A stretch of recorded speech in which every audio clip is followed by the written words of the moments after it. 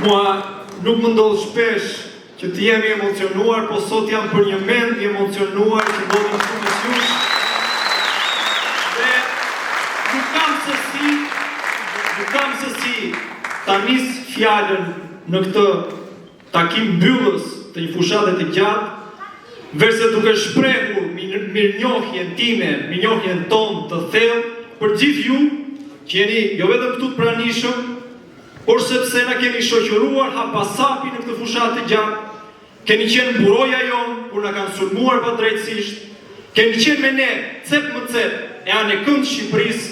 për të shpërndarë mesazhin se në përpjekjen tonë me ndershmëri dhe me përkushtim ne do ja dalim banë.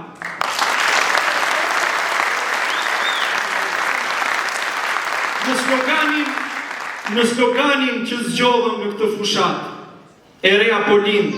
u përpoqëm të kapnim thelbin e një ideje e cila është kthyer në domosdoshmëri në shoqërinë shqiptare. Në një shoqëri në të cilën autokracia po instalohet gradualisht, hap pas hapi, ligj pas ligji, zaptim pas zaptimi, koncesion pas koncesioni. Një autokraci e cila shpërfaqet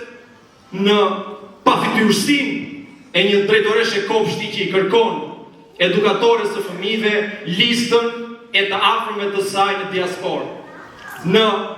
paturpësinë e një patronazhisti që i kërkon prindrit që e bija e tij të tërhiqet nga kandidimi me listën e Lëvizjes Bashkë,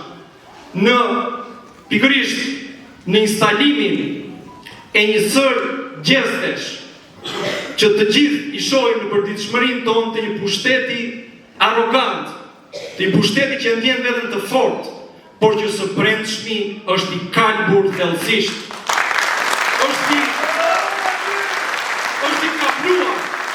Është i kapluar nga një kalbje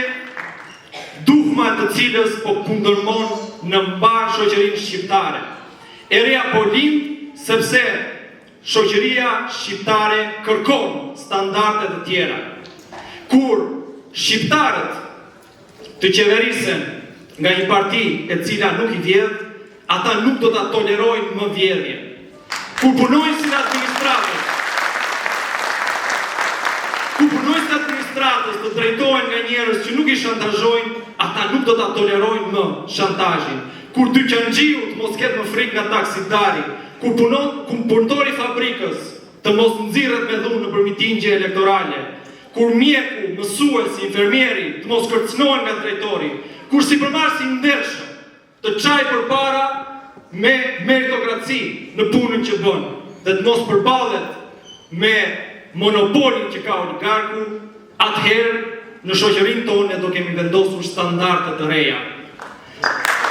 Ne jemi të vetëdijshëm se në zgjedhjen e 11 majit po hedhim një hap të parë, një hap shumë të rëndësishëm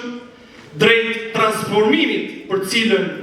aspiron shoqëria shqiptare, por më besoni, ne jemi të bindur se nuk është e largët dita kur Lëvizja Bashkë do ta qeverisë Shqipërinë dhe do realizojë aspiratat e bashkës së shqiptarëve.